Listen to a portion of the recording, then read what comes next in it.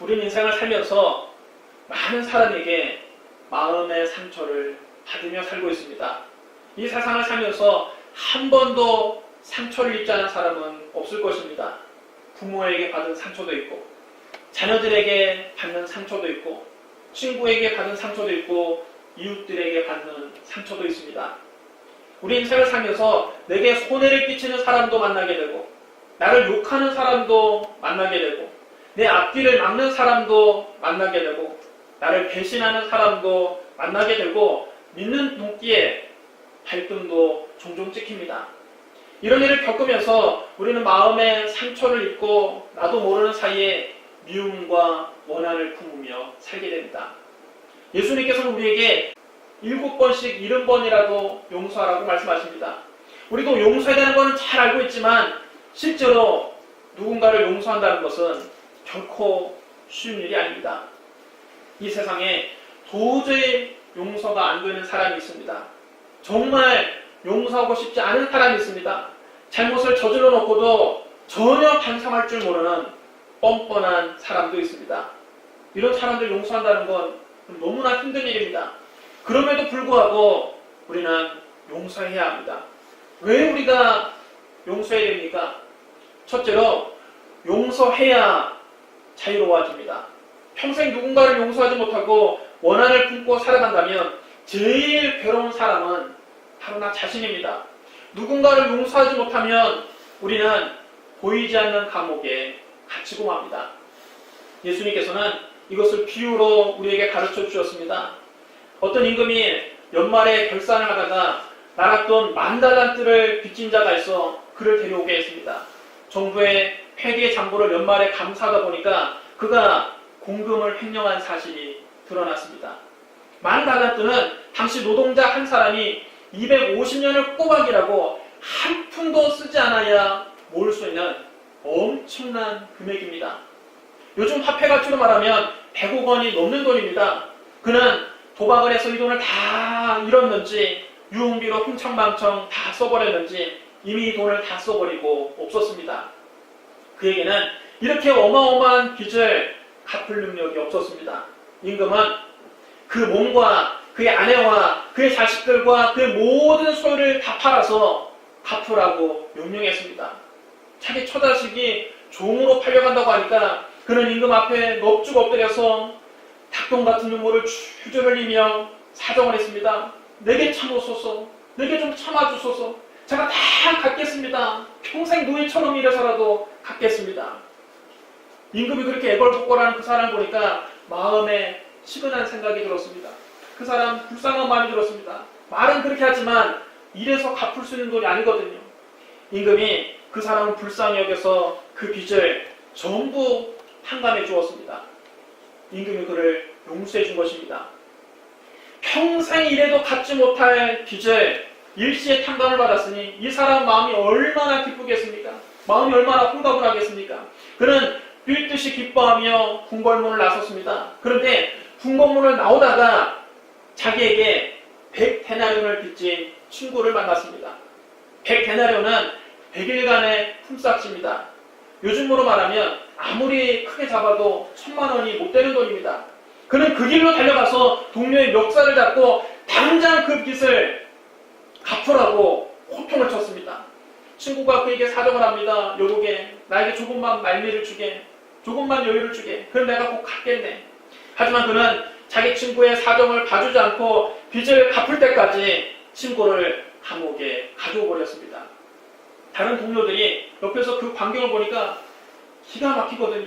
다 동료들이 이 사람이 지금 방금 전에 임금님에게 10,000달란트의 빚을 탕감받고 나온다는 걸 다 보았는데 자기에게 100데나리온 빚진 친구를 용서하자는 것을 보고 동료들이 기가 막혀서 그 사실을 임금에게 가서 다 고했습니다. 임금이 이 소식을 듣고 노발이 돼버렸습니다. 임금이 진노해서 당장 그놈을 다시 불러오거라. 그리고는 그 사람에게 이렇게 꾸짖었습니다. 이 악한 종아, 네가 그렇게 불쌍히 빌기에 내가 네 빚을 전부 탕감해 주었거늘 내가 너를 불쌍히 여긴 같이 너도 네 동료를 불쌍히 여기니 마땅하지 아니하냐. 그리고는 이 사람이 그 빚을 다 갚도록 옥에다 가두어 버렸습니다. 그는 평생 동안 감옥에서 나오지 못했습니다. 이 이야기는 예수님께서 구원받은 우리에게 주시는 말씀입니다. 우리 모두 다 하나님께 10,000달란트를 빚진 자였습니다. 우리의 죄의 빚은 우리가 어떻게 해도 다 갚지 못할 것입니다. 우리가 아무리 노력한들 평생 노력한다고 우리가 지은 죄를 갚을 수 있겠습니까? 울어도 안 되죠. 힘써도 안 되죠. 참아도 안 되죠. 발버둥을 쳐도 우리의 죄에 비해서 우리 스스로 갚을 수가 없습니다. 하나님은 우리를 불쌍히 여기셔서 그 아들을 대신 십자가 못 박여 죽게 하심으로 우리의 모든 죄의 빚을 일시에 탕감해 주셨습니다. 그런데 우리가 하나님께 이렇게 어마어마한 용서를 받고도 이웃을 용서하지 않는다면 그것은 하나님이 보시기에 참으로 고약한 일이라는 것입니다. 우리는 예수님의 십자가의 보혈로 죄사함을 받고 이제 의인이 되었습니다. 의인은 의인이지만 빚진 의인입니다. 이 빚은 우리가 다른 사람이 우리에게 지은 죄를 용서해 줌으로써 탕감되는 것입니다. 우리가 우리 이웃의 잘못을 용서할 때 하나님의 용서가 우리 가운데 넘치게 임하는 것입니다. 그러나 우리가 이웃의 잘못을 용서하지 않으면 하나님께서도 우리의 죄를 용서해 주지 않으신다는 겁니다. 예수님은 말씀하셨습니다. 너희가 사람의 잘못을 용서하면 너희 하늘 아버지께서도 너희 잘못을 용서하시려니와 너희가 사람의 잘못을 용서하지 아니하면 너희 아버지께서도 너희 잘못을 용서하지 아니하시리라.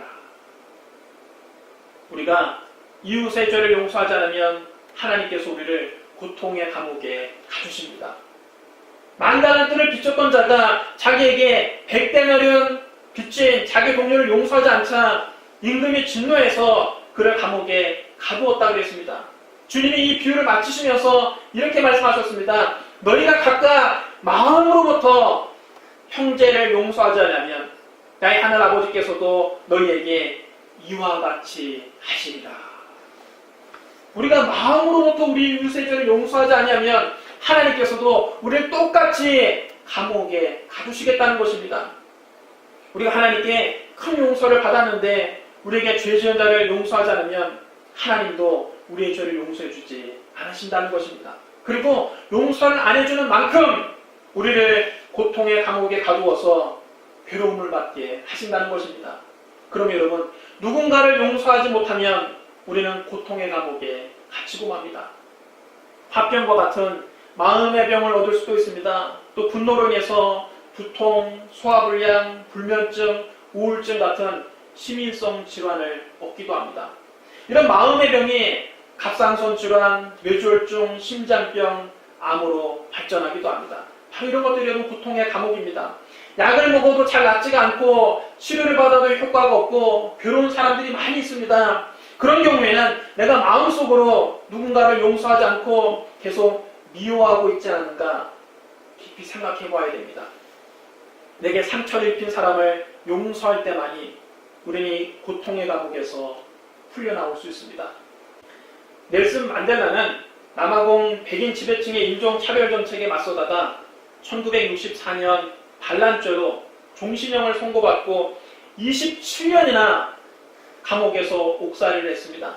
그는 27년 만에 감옥문을 나서면서 사람들에게 이렇게 말했습니다.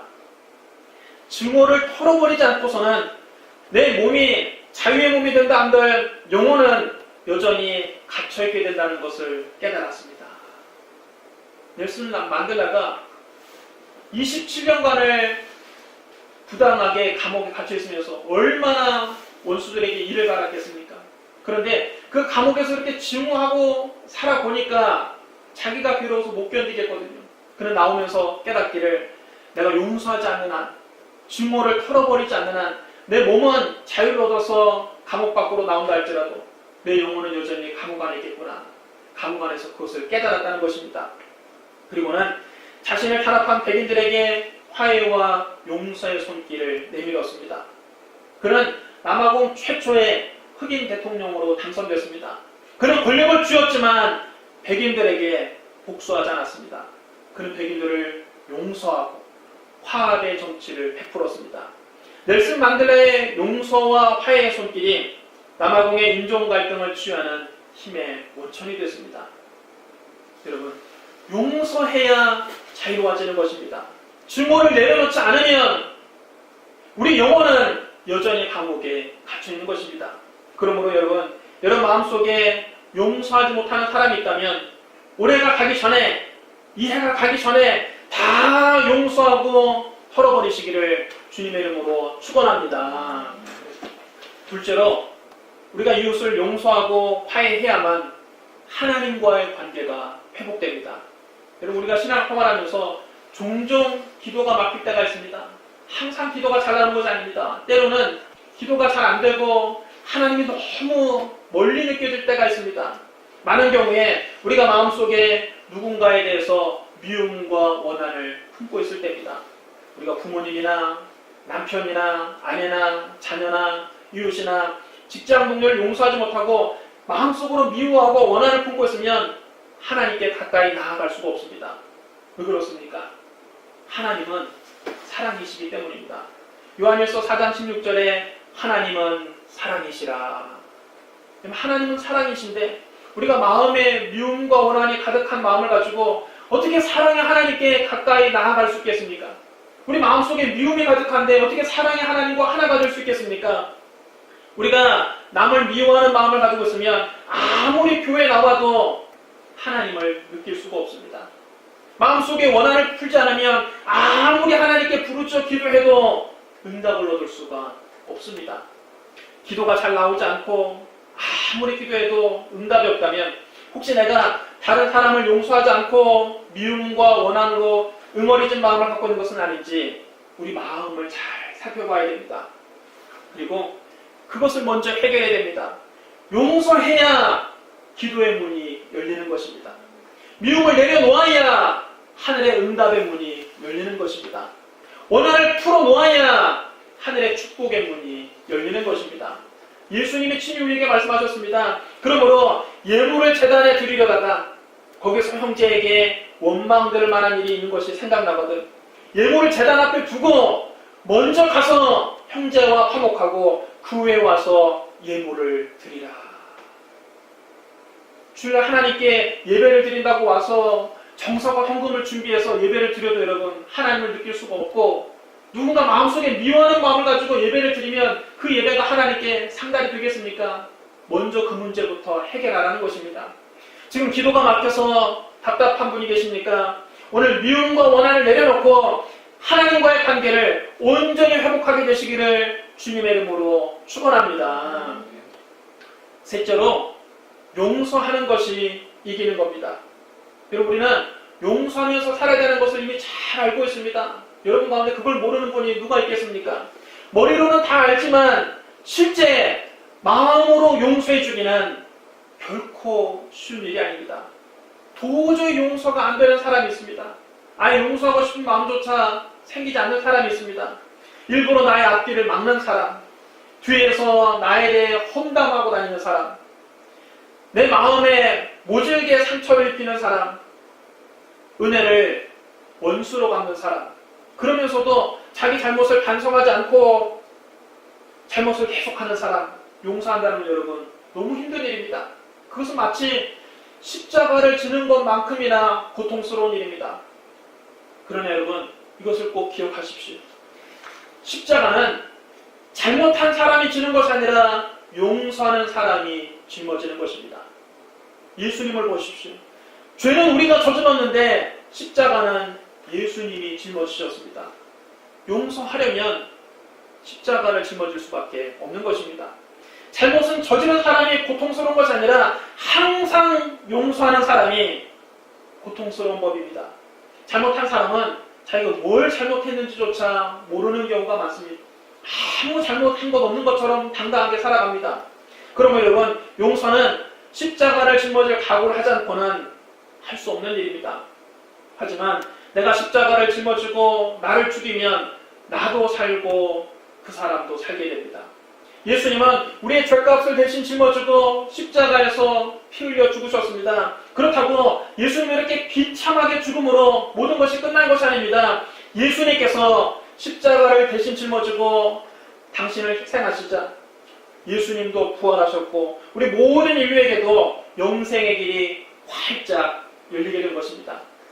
이처럼 내가 내 자존심을 십자가에 못 박고 나에게 죄 지은 자를 용서하면 나의 인생으로 나도 살고 그 사람도 살고 우리가 속한 공동체가 다 살게 됩니다. 내가 십자가에서 죽어야 우리 가정이 살게 됩니다. 내가 십자가에서 죽어야 우리 교회가 살게 됩니다. 내가 십자가에서 죽어야 우리 사회가 살게 됩니다. 그럼 이것이 기독교의 역설적인 진리입니다. 그러므로 십자가는 패배가 아니라 더 큰 승리입니다. 내가 내 자존심을 접고 상대방을 용서하는 것은 그 사람에게 지는 것이 아닙니다. 지는 것이 결코 아닙니다. 오히려 나도 살고 그 사람도 살리고 우리가 속한 공동체를 다 살리는 더 큰 승리입니다. 예수님께서 십자가를 짊어지심으로 패배자가 되신 것이 아니라 온 인류를 구원하시는 진정한 승리자가 되셨습니다. 예수님은 십자가를 짊어지심으로 온 인류에게 구원을 베푸는 인류 역사상 가장 위대한 승리를 거두셨습니다. 그럼 여러분, 용서는 작은 사람이 하는 것이 아니라 큰 사람이 하는 것입니다. 큰 사람만이 용서할 수 있습니다. 내가 누군가를 용서한다는 것은 내가 그 사람보다 작은 사람이 아니라 큰 사람이라는 것을 확실히 증명하는 것입니다. 예수님은 십자가를 지고 우리를 용서해 주심으로 작은 자가 되신 것이 아니라 가장 위대한 분이 되셨습니다. 빌립보서 2장 5절로 11절에 다음과 같이 말씀합니다. 너희 안에 이 마음을 품으라. 곧 그리스도 예수의 마음이니 그는 근본 하나님의 본체시나 하나님과 동등됨을 취할 것으로 여기지 아니하시고 오히려 자기를 비워 종의 형체를 가지사 사람들과 같이 되셨고 사람의 모양으로 나타나사 자기를 낮추시고 죽기까지 복종하셨으니 곧 십자가에 죽으심이라. 이러므로 하나님이 그를 지극히 높여 모든 이름 위에 뛰어난 이름을 주사 하늘에 있는 자들과 땅에 있는 자들과 땅 아래에 있는 자들로 모든 무릎을 예수의 이름에 꿇게 하시고 모든 입으로 예수 그리스도를 주라 시인하여 하나님 아버지께 영광을 돌리게 하셨느니라. 요셉도 보십시오. 요셉은 형들에 의해 애굽의 종으로 팔려갔습니다. 아버지의 사랑을 독차지하고 채색 옷을 입던 요셉이 하루아침에 발가벗겨지고 손과 발은 쇠사슬에 묶이게 됐습니다. 그는 바로의 취미대장 보디발의 집에서 노예가 돼서 뼈가 으스러지도록 고생을 했습니다. 설상가상으로 보디발 아내의 억울한 누명을 쓰고 취미대장의 감옥에 갇히게 됐습니다. 그의 인생은 더 이상 나빠질 수 없을 정도로 나빠졌습니다. 더 아래로 내려갈 수 없을 만큼 낮아졌습니다. 아무 지은 죄도 없는데 누명을 쓰고 왕의 죄수를 가두는 감옥에 갇히게 됐으니 얼마나 억울합니까? 세상에 요셉처럼 억울한 일 당한 사람도 없을 것입니다. 여러분, 자기 형제에 의해서 인신매매를 당한 사람이 여러분 누가 있겠습니까?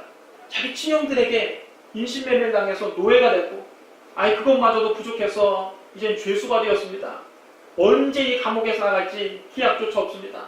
요셉이 감옥 안에서 자기 형들을 생각할 때 어떤 마음이 들었을까요?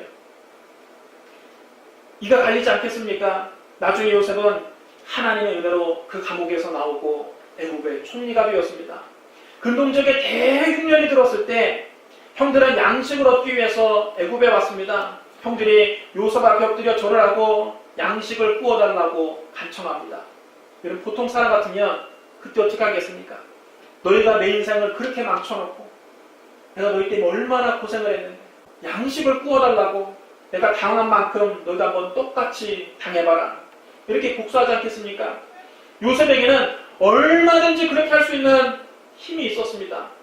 그런데 요셉은 형들을 용서해 줍니다.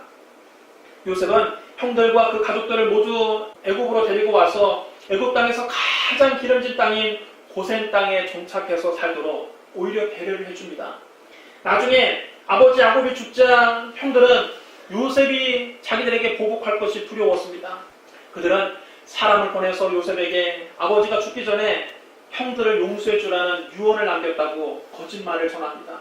그래도 안심이 안 되니까 직접 형들이 다 요셉 앞에 찾아와서 요셉 앞에 엎드려 절을 하며 이렇게 말합니다. 우리는 당신의 종들입니다. 살려주십시오. 제발 살려주십시오. 그때 요셉이 울면서 간곡한 말로 형들을 위로합니다. 두려워하지 마소서. 내가 하나님을 대신하리니까 당신들은 나를 헤아려 하였으나 하나님은 그것을 선으로 바꾸사 오늘과 같이 많은 백성의 생명을 구원하게 하시게 하셨나니 당신들은 두려워하지 마소서. 내가 당신들과 당신들의 자녀를 기르리이다. 여러분 이거 보십시오. 요셉은 자기를 종으로 팔아넘긴 그 형들을 용서했으니 용서해줬을 뿐만 아니라 그 가족들까지 자기가 돌보겠다고 책임지겠다고 형들을 포용했습니다. 요셉이 자기를 팔아넘긴 그 형들을 용서했다고 해서 작아졌습니까? 아니죠. 요셉이 형들을 용서하고 그들 자기가 품어줌으로 더 큰 사람이 된 것입니다. 큰 사람만이 용서할 수 있습니다. 용서하는 사람이 진정한 승리자입니다. 성경 말씀합니다. 할 수 있거든 너희로서는 모든 사람과 더불어 화목하라.